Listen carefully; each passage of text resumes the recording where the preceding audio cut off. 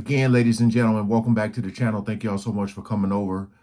Like I said before, as new videos come out, I will continue to watch and react to them. FBI releases witness statement on Diddy's party. I don't even know if I can put that in the title, but it just says, "Gone wrong." You know when there's multiple people together, you know, bumping uglies, it says "gone wrong." So we ain't gonna waste no more time. Let's jump right into it. We'll say is at one particular party, lots of big names. There was an artist there who said, I remember this "Hey, clip. Lecrae, around 1 a.m., make sure you're not here. You just don't want to be here at 1 in the morning."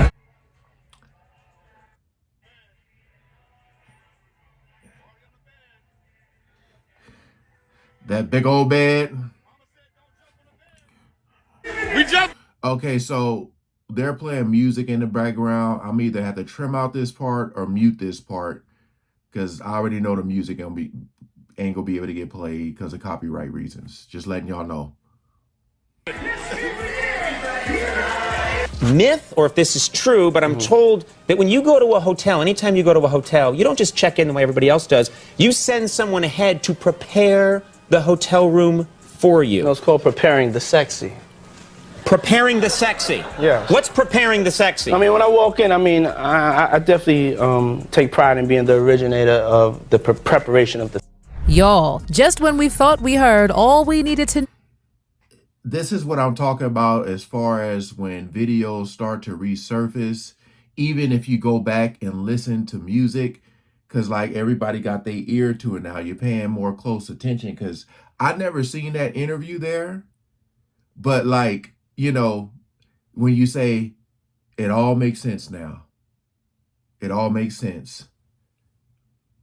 Know about Diddy's freak-off parties, reports are coming out that federal agents are reaching out to witnesses to share what exactly happened at those freak-offs. And let me tell you, the details coming to light are way darker and more disturbing than anything we've heard so far. Like, we all know Diddy threw some wild parties, but this, child, is a whole different level. So here's what's going down. Insiders are spilling that the feds are building a case around these notorious freak-offs, and now witnesses are stepping forward. And what they're saying about what really went down at these events is sickening, even for Hollywood. There are whispers of out-of-control behavior, some borderline satanic ritual mess, and full-blown wrong. And then there's this one man on X who shared a video spilling the tea on how Diddy would use tapes of these freak-off sessions to blackmail some high-profile executives. Hey. But get this man's whole account was removed from X before people could catch on to what he was trying to say in his video. So clearly, Diddy is just the tip of the iceberg here. And it looks like there are a whole bunch of powerful individuals who were involved in those freak-off sessions.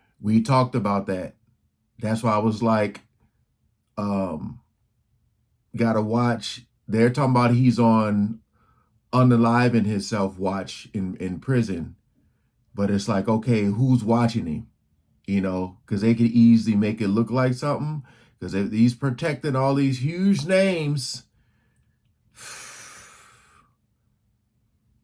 And now that Diddy has been placed on watch, folks are speculating that these higher-ups that he was blackmailing will try to Epstein him. Y'all, this whole situation is absolutely terrifying. So stay with me because I'm about to give you the full scoop on what happened at Diddy's freak-offs. And on my way upstairs, there's like this couch. And on the couch, I saw a couple of guys really going at it hard and heavy, man. And I was like, oh, as I started moving upstairs, I passed them up and I noticed that it wasn't just those two guys. It was more and more people just going at it. Okay, y'all, let's talk about this for real, because a lot of people have been out here making jokes, memes, and sketches about Diddy's freak-offs and those 1,000 bottles of baby oil. But trust me, there is nothing funny about this situation. What we're really seeing here is a dark glimpse into just how twisted and dangerous the industry can be. These powerful people, the ones running the show behind the scenes, will stop at nothing to satisfy their sick, twisted desires. And Diddy might just be one of many pawns in this game. Now here's where it gets even more wild. While Diddy's name is all over the headlines right now, it's looking like there are much bigger fish out there who are sweating hard over what he could expose. These high-profile figures are shaking in their boots because if Diddy talks, the fallout could be massive. And guess what? It's just been confirmed that Diddy's now on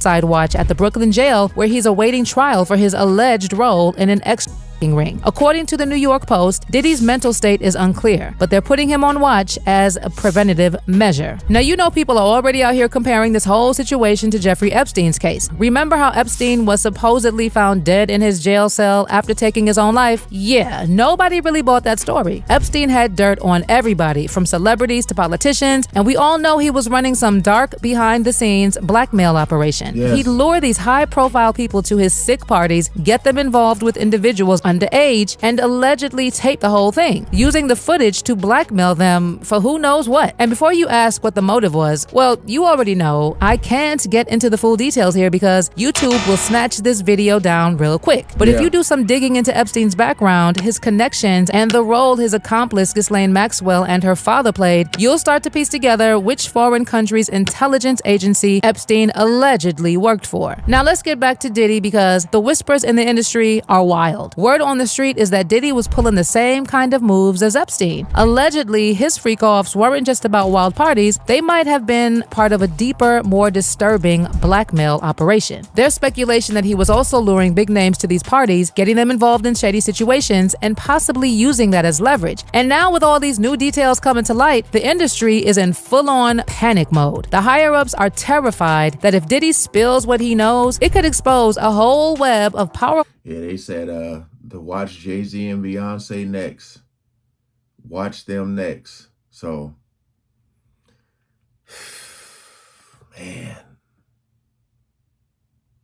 The industry is in full-on panic mode. The higher-ups are terrified that if Diddy spills what he knows, it could expose a whole web of powerful individuals doing things they really don't want the public to know about. And the fact that Diddy is on watch is sending red flags everywhere, and people are already saying that those higher-ups he was blackmailing for years might pull an Epstein on him. Now, how do we know that Diddy was really running a blackmail operation? Well, technically, we don't know for sure, but there have been plenty of clues and hints dropped by multiple industry insiders that paint a pretty clear picture about those freak-off sessions. And the scary part is that it looks like people are now being silenced left and right for trying to expose high-profile individuals who attended Diddy's freak-offs. So there's this user on X who went by the handle @A_Major420, who's been dropping hints on his account about Diddy's parties even before Cassie got the ball rolling with her lawsuit back in November. This user, who apparently works in the music industry, would occasionally post about how he can't wait until Diddy and his music executive bosses are exposed because people don't know half of how dark the industry really is. Now, you know how it goes. People are so brainwashed to worship wealth that every time someone criticizes a rich celebrity, folks jump to their defense, accusing the critics of being broke and jealous. But now that Diddy is behind bars, the narrative is definitely shifting, and people are digging up those old posts from folks who have been trying to sound the alarm about Diddy for years. So anyway, after Diddy's arrest, this user @A_Major420 came back on X and posted a video where he talked about how when Diddy was just starting out in his career, he allegedly threw one of his infamous parties and invited all the top Jewish executives in the industry. But here's where things take a dark turn. Rumor has it he laced their drinks with something that, let's just say, made everyone a little too loose. And before you knew it, the party spiraled into a full-blown But Diddy wasn't there just to party. The tea is that he supposedly recorded everything that went down that night and then used those recordings to start blackmailing these powerful execs. Word on the street is that Diddy got a lot of his early influence and power by holding this footage over these executives' heads, using it as leverage to make some major moves. So anyway, that user on X who posted the video about how Diddy started blackmailing these executives, well, he had his whole account removed by X, and the video has now disappeared from the internet. I really did my best to try to find it, y'all, but they really buried that video. They removed it so quickly that no one was able to do a screen recording. But if it pops up somewhere, That's why I said, like, you notice, like, when I be talking or some other people talk, it's like, it's hard to just come out and say what you want to say on the platforms. you gotta kind of talk around it or talk in codes. Certain words you can't use, even like I said with this whole title of this video. Certain words you can't use because, hey, they'll snatch it down. I'll make sure to update y'all on that. But even without the video, there have been rumors about Diddy's blackmail parties floating around online for a minute now. There's this independent journalist, Ian Carroll, who shared several videos a few months back about Diddy's rumored blackmail ring. And he alleged that this has been going on in Hollywood for decades. And y'all, this rabbit hole is deep. In order to understand this lawsuit against P. Diddy, you need to understand the history of blackmail. A lot of people in the comments are misunderstanding why rap music is so anti-gay. And a lot of people understand the ties of Israel and the Mossad to blackmail by Epstein, but a lot of people don't realize the ties of blackmail back to the invention of blackmail and the Jewish mob. So if you don't know what's going on, Diddy, one of the most influential people in the rap industry over the last 30 years, just got served this court case that alleged all kinds of crimes, including You can't say especially having all of his homes wired with cameras and hosting parties with underage girls, rappers, label executives, celebrities, politicians, and collecting sex blackmail on tons of important people. Like, we're talking Jeffrey Epstein level of operation, but in the music and entertainment industries. The FBI was founded by J. Edgar Hoover. He actually was the head of the Bureau of Investigation, the BOI, before the FBI was even invented back in the 20s. And he served there for 11 years. Then they invented the FBI, and he served as the head of the FBI for 37 years, totaling 48 years leading what was more or less the FBI. So we're talking like all the way from like the Great Depression through World War II into like the 60s. Like through the 60s music revolution into the 70s. All of that time period, the FBI was led by the same person, and he was one of the most corrupt government officials in all of US history. And understanding the state of organized crime and of law enforcement in America is impossible if you don't know about J. Edgar Hoover. And understanding the nature is impossible if you don't know about Meyer Lansky, who was a boss in the Jewish mob back in the 30s, 20s, like the Prohibition days and so on. Meyer Lansky, this Jewish mob boss, basically invented the concept of blackmail. And he did it blackmailing J. Edgar Hoover, the guy who was explicitly supposed to be taking guys like Meyer Lansky down. The Wikipedia articles are sanitized, but basically Meyer Lansky had a photo of J. Edgar Hoover using his mouth on his main assistant, Clyde Tolson. Realistically, it was his boyfriend. They were a couple. But then, once Hoover was blackmailed, he was like, how much worse could it get? And so he started hosting blackmail parties in collusion with these mobsters and inviting all sorts of important people to these blackmail parties to collect his own blackmail. This all happened in what was called the Blue Suite at the Plaza Hotel. And it was basically a bunch of male cross-dressing all caught on camera for like a decade or more. And because Hoover was already blackmailed by the most powerful gangsters in the world, like he just went and hosted them, and everybody got blackmail on everybody.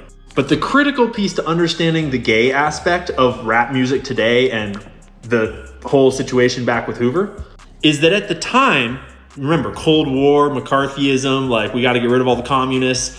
There was what was called the Lavender Scare, which is basically just saying that they were all really worried that gay people would get blackmailed by the Soviet Union. And so it wasn't good to be gay, because if you were gay, you could get blackmailed because you wouldn't want anyone to know you were gay. And so don't be gay. And so you should be ashamed of being gay. And so then they'll blackmail. It's like, you see, it's like a big circle of how the one creates the other, creates the other, creates the other. Yeah, now think about rap music. All the rappers are super hard and like gay people suck, and then like a bunch of them are gay and they're getting blackmailed about it, and so they rap more about how they're hard and gay people suck, and it creates this little circle. Yeah. The blackmail industry learned early on back in the Cold War that it is much easier to do blackmail in a culture of anti-gayness, because gayness is not wildly uncommon. Lots of people are gay. But the more you can stigmatize it and make it a taboo, the more they have to hide it. And the more easy it is to exploit it when you offer this taboo thing to the people that want it. And then the stronger your power over them is when you have them on film doing it. You feel? So, back to our boy Diddy, who founded his record label when he was only 24 years old. became one of the most successful record labels of the time. He was able to do that because he was financed and supported by his mentor. And he found this guy, Diddy, on the up and up in one of his companies, who Clive we Davis. now know from this lawsuit and the other lawsuit filed by his ex-girlfriend, Cassie, which is horrific, disgusting, not a good read. We know that Diddy has some real effed up proclivities, as well as just generally probably being at least gay or bi, one of the two.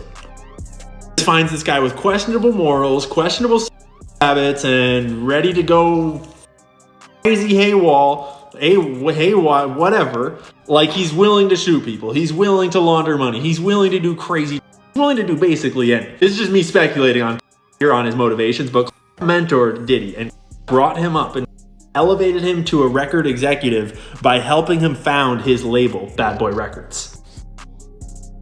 He did that. And then Diddy, along with a lot of help from a lot of other people all around him, proceeded to do 30 years worth of blackmail operations within the rap industry, and promoted artists that seem to have been ensnared in it, like Usher, for example, like Meek Mills. Hell, even Justin Bieber is like directly in this storyline.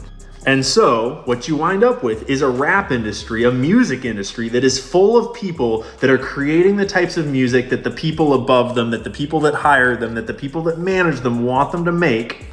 They're all terrified of stepping on the wrong toes or getting out of line or doing what they're not supposed to for one blackmail reason or the other. And we wind up with an entire industry full of musicians that are glorifying gangs and violence and sex and drugs. I mean, think about it. There's no better way to undermine an entire population, an entire race, an entire culture than to target their kids with subversive messages that they're going to think is cool, and the parents can't say shit about it because then the kids will just think it's cooler. Yeah, I told y'all that Diddy and that baby oil are just the tip of the iceberg. It seems that underneath all this drama with Diddy is a whole web of powerful people involved in some really dark dealings. And let's be real, we've probably only scratched the surface of what actually goes down at those freak-off parties. If the rumors are even halfway true, the things we've heard are nothing compared to the real tea that's yet to come out. So let me know how you feel about all these new stories that are coming out about Diddy's freak-offs. Is Diddy really Epstein 2.0? And do you think he'll live to tell the tale and expose those higher-ups he was allegedly blackmailing? Drop your comments below and stick around for this next video. He actually might be worse. Crazy to say it. That was a lot, that section with the guy talking, but basically he's saying that this stuff has been going on for years. I remember when I talked about this for the first time, they said, man, this definitely has been going on for years. And again, it's not about, I don't think people care about people's sexual preference as far as men with men, women with women. It's the whole forcing that.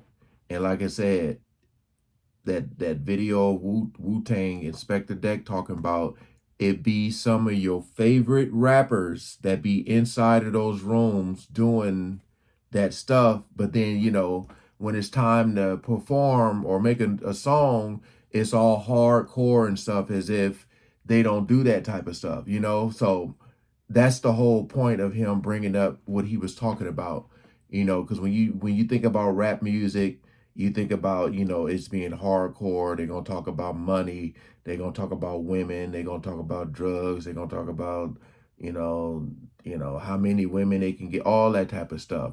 And you know, it's like, you think about rappers and them being with another man, it's like, nah, like, they ain't going for that. But hey, it be some of your favorite rappers. But you know, you go to these parties and you're being recorded doing all this stuff. And then, you know, like I said, they end up making you sign stuff, or they're going to be like, hey, everybody know you as being a hard rapper. You know, I'm going to release this video and show them the truth. And they just be like, oh, no. I do whatever, you know.